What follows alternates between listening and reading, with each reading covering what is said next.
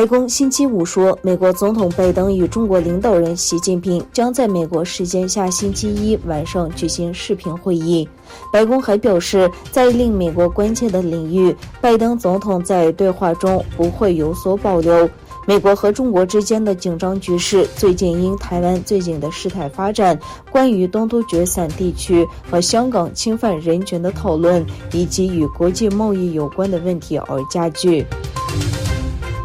人权观察周五表示，北京冬奥会的赞助商必须就人权问题向中国政权和国际奥委会施加压力。人权观察说，这些公司错过了一个展示其对人权承诺的机会，而是冒着受到审查和镇压所破坏的奥运会战屋的风险。人权观察在表达中国对东突厥散维吾尔人犯下危害人类罪的同时，认为奥运会的主要赞助商应向北京施压，以结束侵犯人权的行为。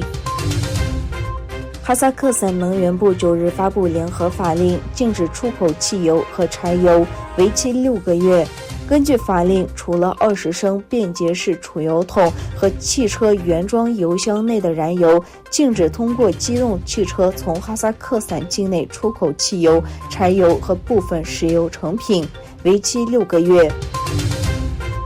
美国和卡塔尔已经同意，卡塔尔将代表美国和阿富汗的外交利益。美国国务卿布林肯将在周五与卡塔尔外交部长穆罕默德会晤后的新闻发布会上宣布这项协议。在 Facebook 更名为 Meta 后不久，美国另一家科技巨头微软宣布，正在建立使会议更具互动性的实验而努力，将在2022年把 Microsoft Meet 平台引入微软团队，同时还将进一步加强 Meta 平台与团队协作工具 Teams 的整合，通过混合现实技术，让每个人都能以 3D 虚拟形象参与会议。